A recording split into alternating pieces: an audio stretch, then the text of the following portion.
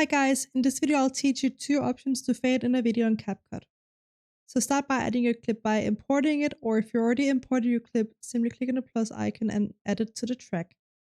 So the easiest option if you want to fade in a video is simply to go click on the clip at the timeline and now click animation, and you can click on the fade in option here. And as you could see, there was a quick fade in here.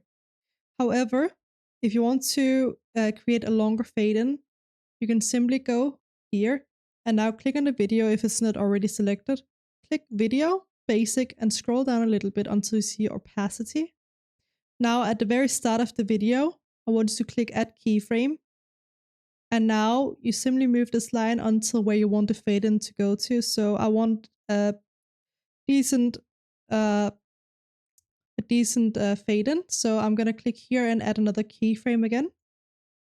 Once you've added two keyframes that acts as the start and the end of the fade in, simply click on the little back arrow here that says last keyframe. Go back. Now you're at the start of the keyframe. And on this opacity line, I want you to click and go all the way down. So you fade in from black. If you don't want to fade in from black, that's fine. You can fade in from wherever you'd like.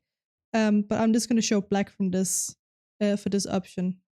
So now you can see in between these two keyframes, it's going to fade in when I click play.